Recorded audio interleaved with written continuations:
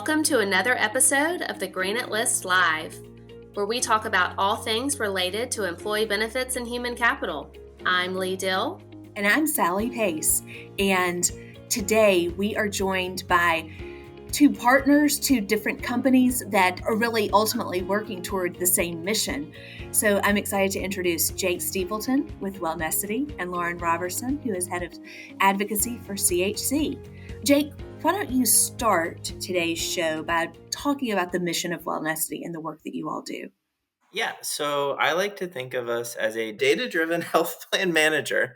What we like to do, and it all kind of starts with the first thing we do, is we set up what we call the Smart Hub or the Data Hub. So we get all of the data and information from every vendor that is in the stack, the medical claims, the pharmacy claims, the eligibility information, any point solution you have in the diabetes space, nurse navigators, pharmacy, all of that. So we get all of that data that usually kind of lives in silos, and we bring that together to have a view. So that's kind of our base offering and the starting place and what we need to really make an impact.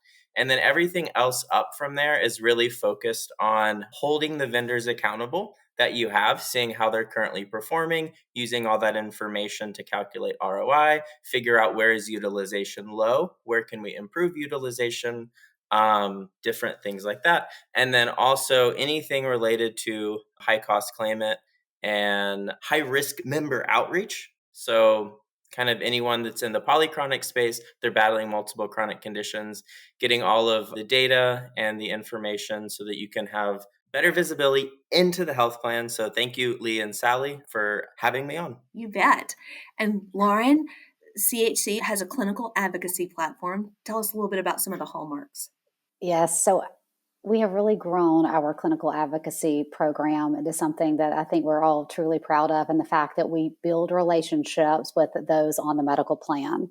So we use a variety of techniques to do so, communications techniques, that is, to actually work with members in need, find the best ways to communicate with them, and then really build those relationships that deliver on best outcomes while reducing spend, but forming a trusting environment so that everybody in the ecosystem of the health plan is thriving and benefiting.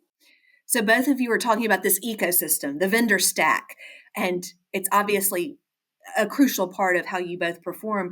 Jake, I want to start with you. How are you using data to help configure stacks in the first place? Yeah, so to put together a stack that is going to be relevant to your employee population, you need to understand what it is that your employees and their dependents are struggling with on the health plan side. So you need all of the data and information to understand what are the disease states that are driving spend, what are the medications that are driving spend, so that you're able to configure your stack to address those specific problems. So there's lots of vendors in the diabetes space and the cancer space and the national COE space and different things like that. But those solutions aren't always a one size fits all for every population. You have to understand what is your population, what specifically is your population struggling with, and what are the things that can address those. I think a really good example of this is there's a lot of diabetes solutions in the marketplace, and we have clients where they have super high rates of this in their population. So 10, 12, 14% of their employee population is struggling with that.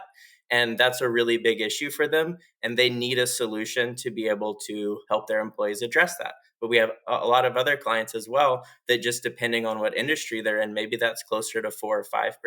So it doesn't make sense to make a solution like that the top concern for that group where it's 4 to 5%. Whereas if it's that group where it's 10 to 14%, that's a huge problem for them. And it's going to be a great plus for that company if they're able to find something to help address that problem. So that's really what we're doing, is just kind of looking at the population as a whole and trying to understand from a data perspective, what specific programs is this population in need of? So once you've figured out what solutions these employees need, you've got great data coming in. How are you acting appropriately to really do something with those members and make a change?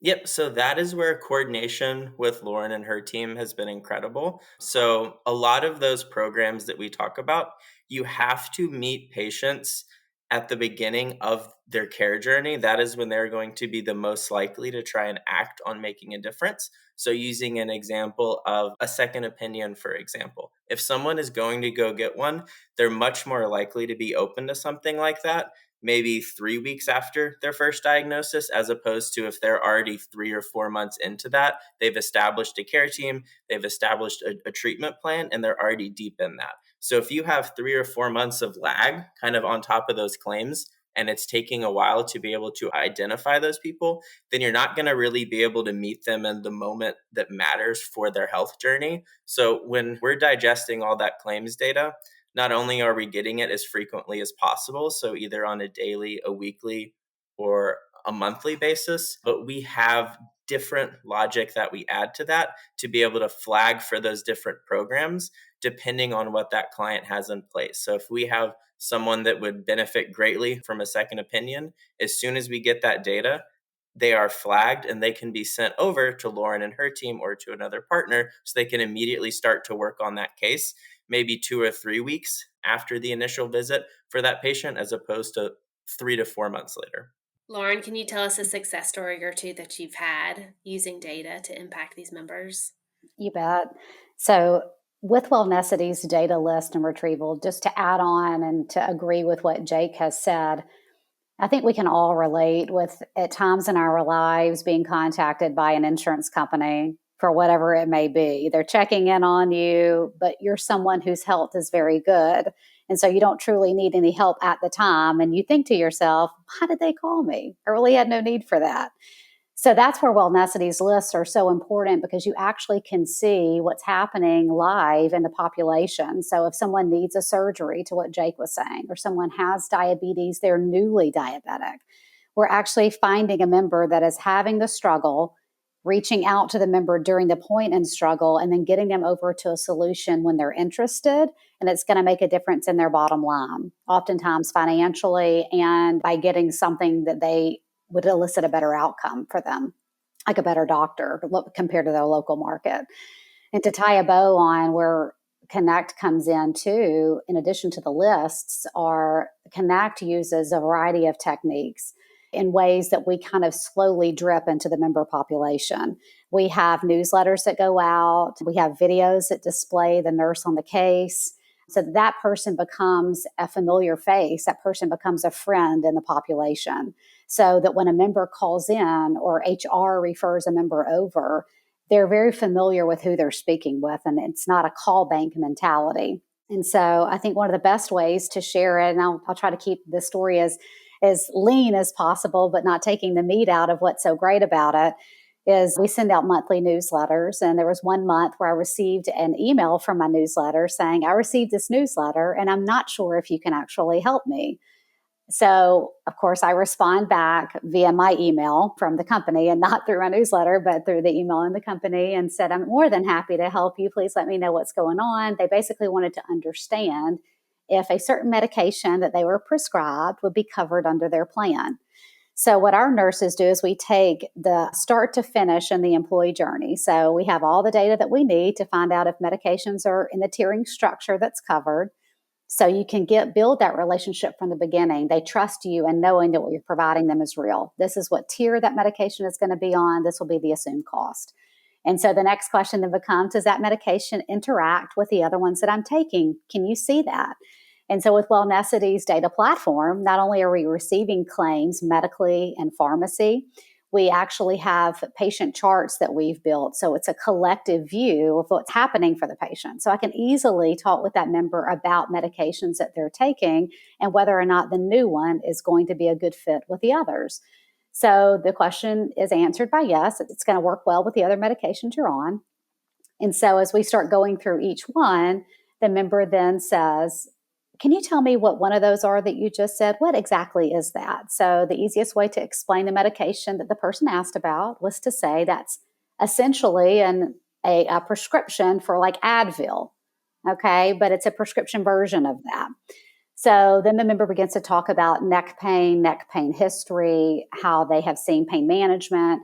And then by looking at medical claims, I can also see that the member has struggled with opiate addiction, misuse of opiates, ER visits related to opiate misuse.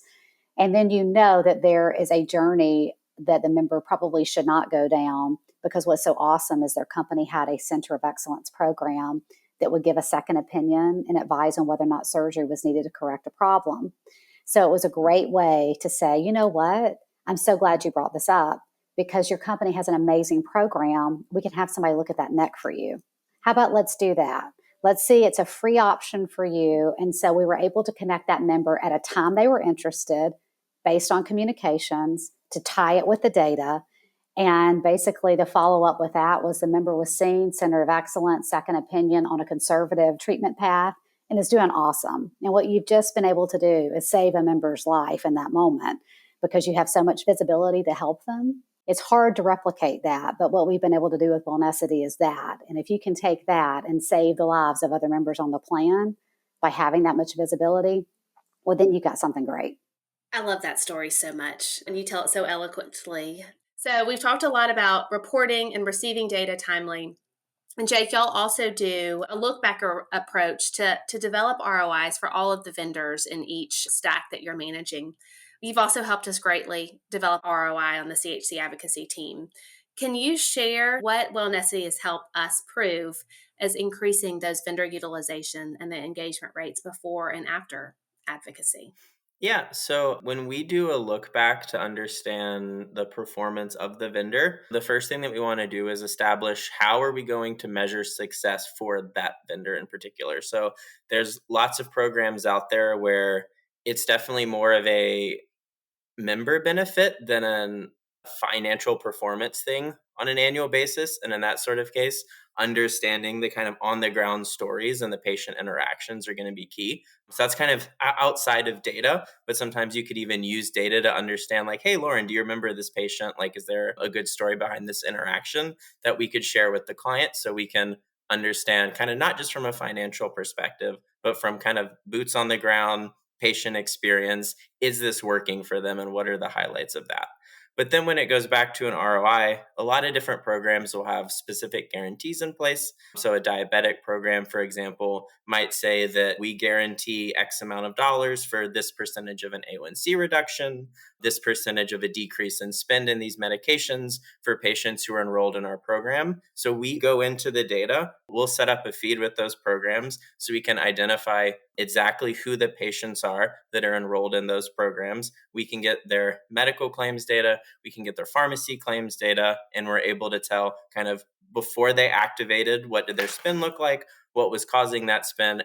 Post activation, did their spend decrease? If it did decrease, why decrease? So being able to kind of look kind of at specific patient stories, but over maybe 100 patients at once, kind of on an automated basis, to truly understand how did that spend change before and after and why for every program that's enrolled. So that's kind of one key part of that in determining just the overall financial performance. So we look at that for every program. Obviously, different programs are going to have a different way of trying to measure that. Some are as straightforward as someone was on Ozempic, we interacted with them, we were able to get them to stop taking Ozempic and transition to this medication. That's obviously a super easy formula. It's just a drug reduction strategy. But there's a lot of other things where maybe it's going to have a benefit in avoided ER cost, avoided unnecessary doctor visits, maybe an unnecessary surgery, and different ROIs like that, where we just need to make sure that we're working with the client and with the program to kind of keep any sort of assumptions they're making about the ROIs on that in check. And also, once again, using the data to determine, did the outcomes that they're saying truly happen? Because we get lots of reporting on, well, this person stopped taking this medication, hence we're going to assume $13,000 a year in savings. But we look at the data and we say, well, they restarted that 4 months after, but the program wasn't necessarily tracking the data at that level. They just heard from the patient that they stopped and kind of check mark on the savings. So just having that data and being able to tie the specific patients who are enrolled in the programs to their actual claims data and being able to look at that before and after picture and truly understand their stories is a really key part of what we do to kind of hold everyone accountable and understand true ROI and the true rates of utilization for that program. Data is so powerful and it's so easy to put it to your advantage, but I love that y'all are really kind of holding people accountable and developing a true ROI. Laura, do you want to talk about how Wellnecity's helped develop your ROI? Yeah, absolutely. When you begin a business, you obviously want to do all the great things that are out there. You have so many ideas, and how do you put it all together, not only from taking care of a patient, actually retrieving data, tying the pieces together, because that's what the client wants, right? They want to see that you're caring for their people, and then the bottom line is protected. And so, what Wellnecity has been able to do is take off that heavy lift on the nurse team or the advocate team. I mean, you should be focusing on patient care by really driving those conversations and engaging people in the services that you as the employer or an employer in general has put in place for the plan. And so Wellnecity takes that lift off by putting us all into an ecosystem of data. And so when we are engaging with people, they're tracking who's participating, where are they dropping off in participation, which opens up more communication efforts on our end to get people more intrigued about why they should be utilizing it, or maybe where the pitfalls are. How can a vendor improve upon a gap? So I think that's really, really helped to open the door for us and conversion of vendor optimization. So I know that before we had the capabilities of Wellnecity, it was hard to take monthly feeds on a manual basis from a vendor to say who's still participating and who's not. Now we can get those feeds so seamlessly, and we know that we can engage members anywhere from 30, 40, 50% to where they were when they started or where they were before our services. And so I feel like when somebody takes a heavy load of the data lift off and gets all parties to communicate in a healthy ecosystem, then the advocate team can truly focus on patient care.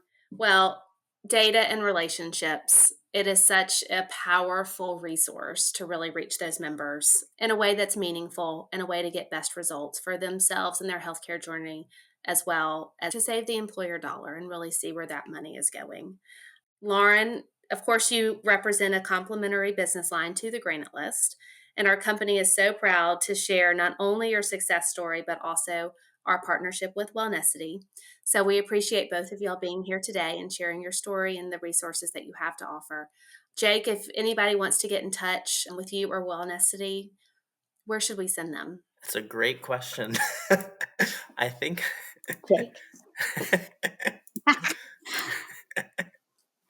I think we Bill have the sales Frack's personal email. His phone number. Bill's cell phone. Yeah.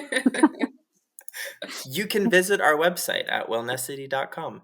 And if you would like to get in touch with CHC Advocacy, you can email info@chc-now.com.